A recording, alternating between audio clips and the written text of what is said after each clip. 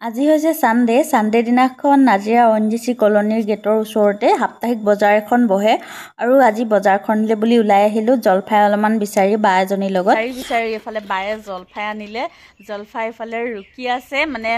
আচাৰৰ কাৰণে আনিছে কিন্তু এতিয়া আচাৰৰ কাৰণে ৰুকি থকা দেখি মই মানে ৰৈ থাকিবই নোৱাৰিলো একেবাৰে ৰুমৰ পৰা ওলাই আহিলো মই অকমান খাওঁ বুলি আৰু এতিয়া ইয়াতে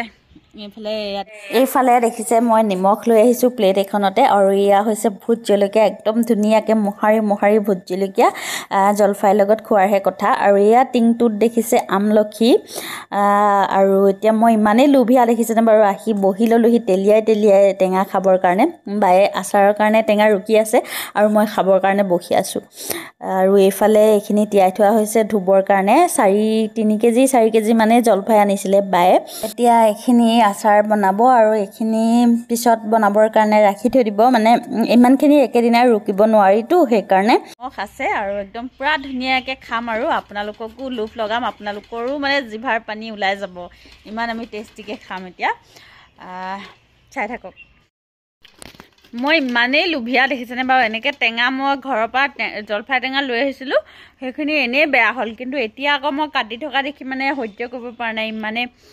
খাওঁ লাগিছে আহি একেবাৰে বহি ল'লোহি এইফালে ধুনীয়াকৈ কাটি আছে ইয়াৰ পৰা জলফাই লোৱা আৰু আমি সবেই খানি পিটিকি খাম জলকীয়া লগত ভোট জলকীয়া লগত আমি খানি ধুনীয়াকৈ খাম এই ৰুকা জলকীয়া অলপমান ল'ম ন ইয়াতে নহয় ৰুকা মানে জলফাই ৰুকা জলফাই আৰু জলকীয়া লগাই পেলাই একদম ধুনীয়াকৈ জলকীয়া হেনাই ধুনীয়াকৈ খাম আৰু দেই এইফালে দেখিছে আচাৰৰ কাৰণে ৰুকি থকা জলফাইৰ পৰাই মানে এক্সট্ৰা কৰি প্লেট এখনত লৈছোঁ আমি অলপমান আৰু ধুনীয়াকৈ খাম আমি দুজনীহে আছোঁ সেইকাৰণে ইমান বেছিকৈ লোৱা নাই আৰু বায়ে এতিয়া একদম জলকীয়াটো মোহাৰি চাৰিওফালে লগাই দিছে মোৰ দেখিয়ে মানে জিভাৰ পানী পৰি গৈছে আপোনালোকৰ কেনেকুৱা লাগিছে জনাব আপোনালোকৰ বাৰু খাবলৈ মন গৈছেনে এয়া দেখিছে মই ভিডিঅ'টো এতিয়া কথাখিনি বাৰু পিছতেই কৈছোঁ তথাপিতো মানে এতিয়া দেখিও মোৰ মানে জিভাৰ পানী পৰি গৈছে আৰু দেই আৰু এয়া একদম নিমখ ছটিয়াই দিছে ধুনীয়াকৈ এয়া দেখিছে একদম খোৱাৰহে কথা আৰু এতিয়া